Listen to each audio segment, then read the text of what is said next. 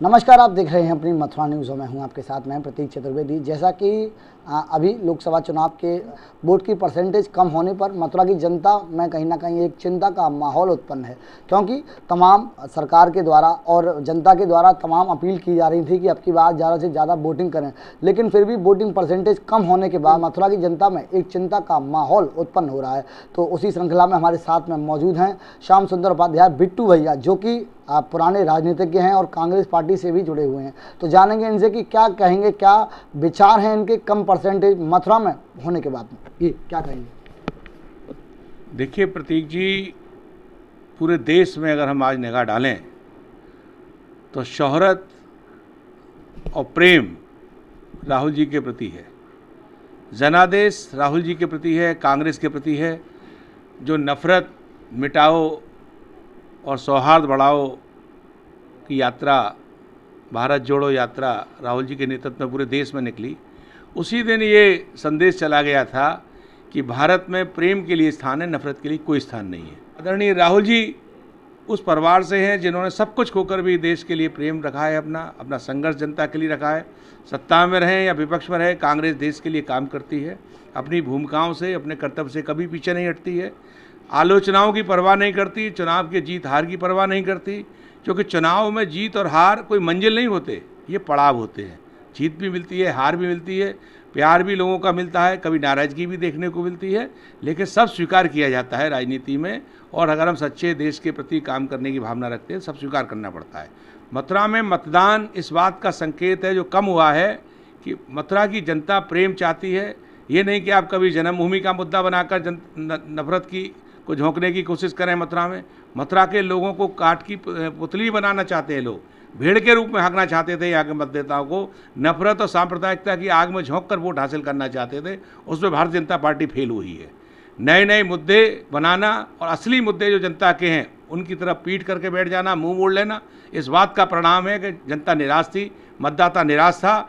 वो चूँकि शासन उत्तर प्रदेश में योगी जी का है, जो आए दिन मथुरा आते थे मगर दे के कुछ नहीं जाते थे।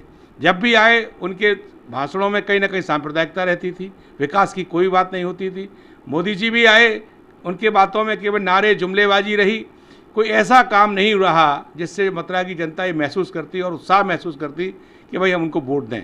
2000 आपने देखा 14 में उनको दूसरी बार मौका इसलिए मिला था 9 के बाद कि शायद 5 साल का समय कम है, इन्होंने कहा था, और मुझे 5 साल और चाहिए।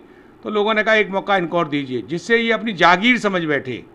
जनादेश एक भावनाओं के आधार पर होता है, लोगों के भविष्य के एक सपने होते हैं, उनके आधार पर दिया जाता है। सपने बेचे मोदी जी ने, भाजपा ने, और लोगों को लौट कर फीट कर ले जाके मंदिर की तरफ टिकाने की कोशिश की।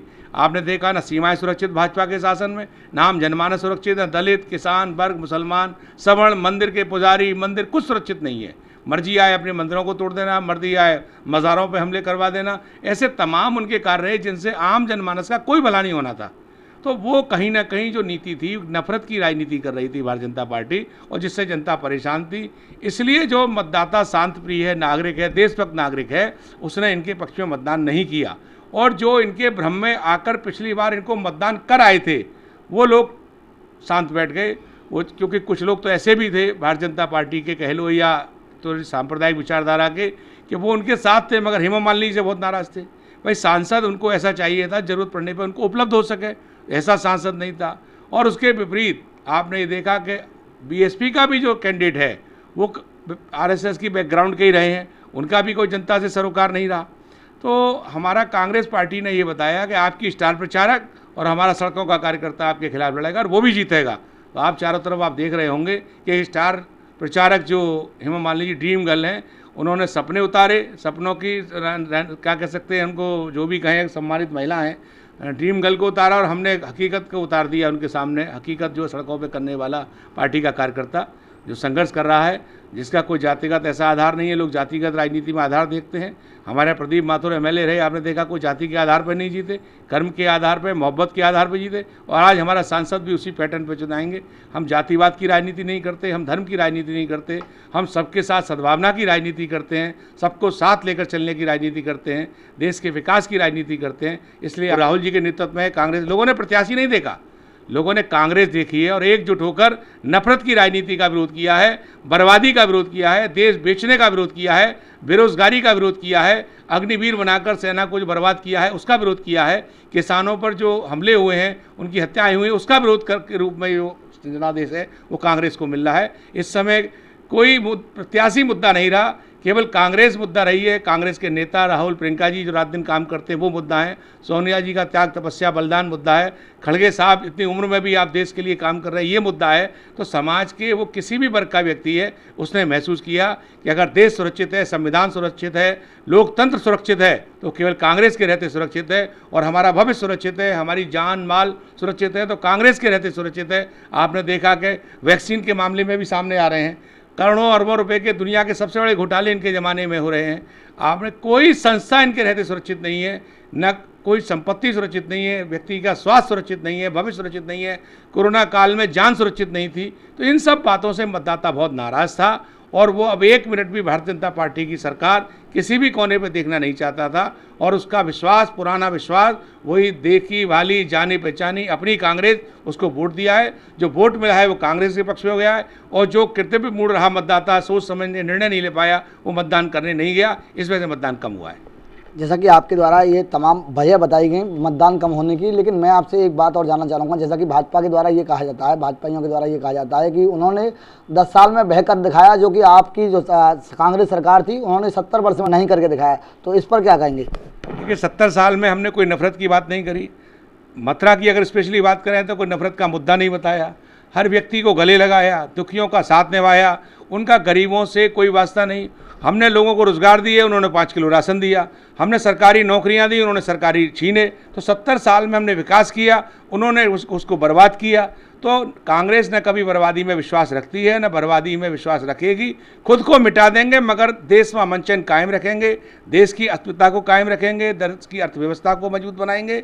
हम जुमले झूठ बोलकर वोट प्राप्त करने की राजनीति नहीं करते हैं। भाजपा क्या कहती है और क्या करती है इसको जनता ने समझा, करनी कथनी के अंतर को समझा। जनता ने सोचा कि हकीकत में क्या है। मनोरंजन घंटे 2 घंटे का होता है, पूजा पाठ घंटे 2 घंटे 4 घंटे की होती है।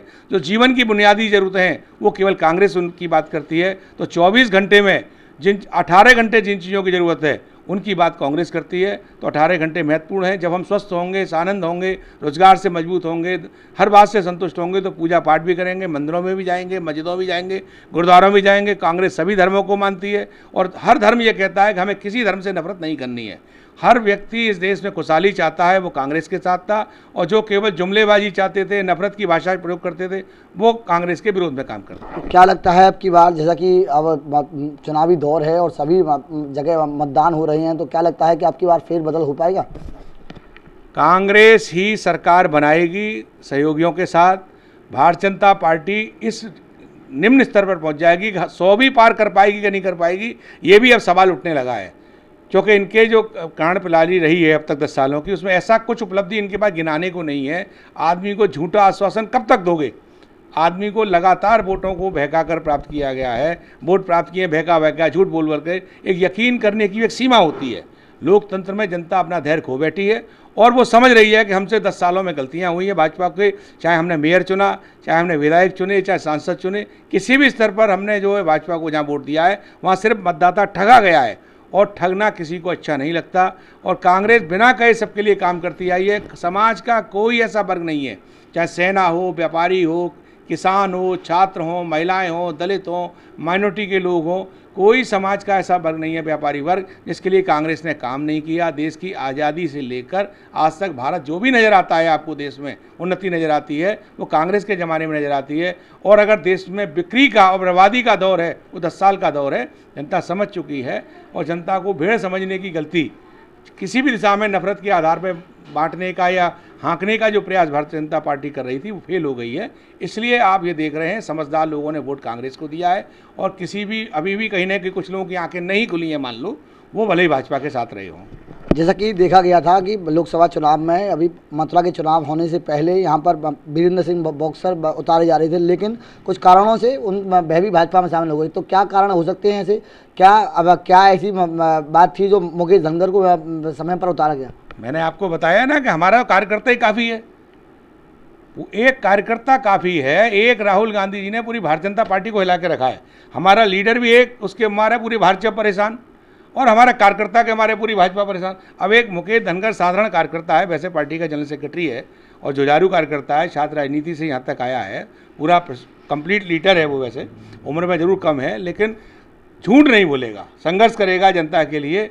अब उसके बाद जब कोई पावर नहीं है तो संघर्ष करता है, जब पावर जनता उसको देगी, सांसद बनाएगी, तो हेमा मालिनी से लाख गुना बेहतर साबित होगा, ये मेरा विश्वास है। जैसा कि कांग्रेस ने पूर्व में वीरेंद्र सिंह बॉक्सर को उतारा था, क्या कारण थे रही जो वो भाजपा में शामिल? कौन, हमारे पास तो कोई ऐसी चर्चा नहीं थी कि विजेंद्र बॉक्सर यहाँ से चुनाव लड़ रहे हैं। मीडिया वाले ही चलाते रहते हैं, हमको तो ये नहीं मालूम कब विजेंद्र बॉक्सर यहाँ चुनाव लड़ने आ रहे थे।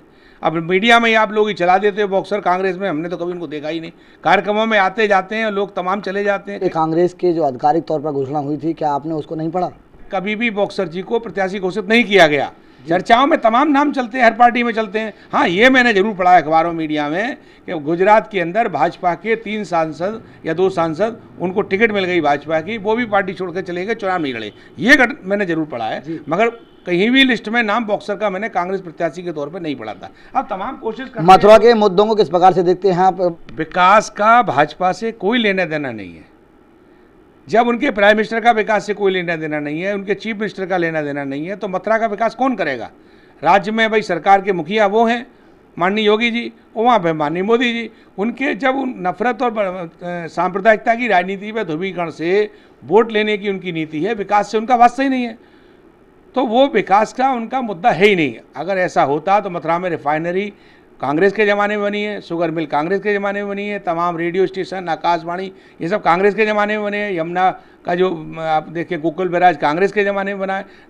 तमाम ऐसे स्टेशन हैं, जो चीज़ें हैं जो कांग्रेस के ज़माने में हुई हैं।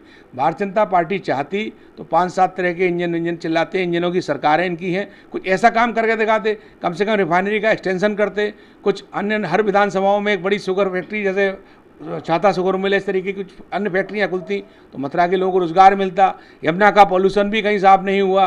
उनकी हिमाचल में सरकार थी, उनकी उत्तरांचल में सरकार, उनकी दिल्ली में सरकार, उनकी हरियाणा में सरकार, यूपी में सरकार, मगर सब बेकार। लोगों के द्वारा कहीं ना कहीं कांग्रेस पर आरोप लगाते हुए कहा जा रहा है कि जो गोकुल बैराज बना हुआ है, कहीं ना कहीं यमुना को अशुद्ध करने का मुख्य कारण ये है क्योंकि गंदगी जब जम जाती है तो वहीं का रह जाती है। और लोगों के द्वारा कहावत भी कही जाती है, बहता पानी नर्मदा रुके तो गंदा हो। तो इस पर क्या कहेंगे?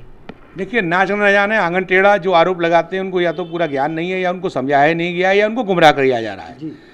जो चीज़ हिंदुस्तान के सब जगह कामयाब है तो यहाँ कामयाब क्यों नहीं होगी वो?